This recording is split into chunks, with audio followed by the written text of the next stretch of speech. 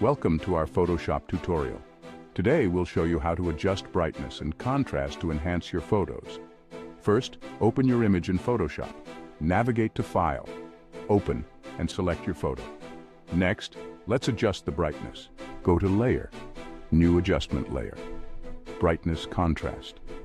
Slide the brightness adjustment to achieve the desired effect.